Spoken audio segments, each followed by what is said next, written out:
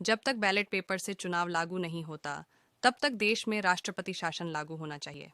Ballot paper फिर से गिनती की जाती है, ईवीएम की गिनती नहीं की जाती।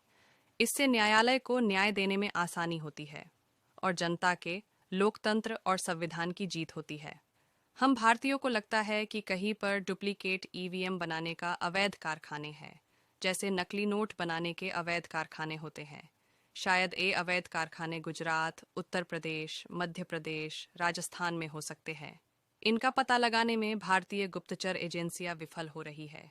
या हो सकता है कि इन एजेंसियों को पता है, लेकिन इन पर सरकार का कड़ा नियंत्रण है, क्योंकि चुनाव के बाद ईवीएम किसी गाड़ियों में, निष्क्रिय गोदामों में पड़ी हुई मिलती है और इन सब की जानकारी चुनाव आयोग, सभी न्यायालय, पुलिस, गुप्तचर एजेंसी, सभी राजनीति पार्टियों को पता होती है। फिर भी चुनाव निरस्त नहीं होते। इनमें से कोई आवाज नहीं उठता, ना ही चुनाव आयोग इसकी जांच करवाता। इससे पता चलता है कि 100% ईवीएम पर सरकार का पूरा नियंत्रण है।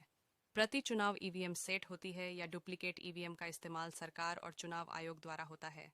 जब बीजेपी और आरएसएस की ओर 2014 के बाद एक नारा बहुत प्रचलित हुआ और वो नारा था कांग्रेस मुक्त भारत, और कांग्रेस मुक्त भारत करने में बीजेपी कामयाब भी हुई थी, वो भी ईवीएम के कारण, और आज भी कामयाब है।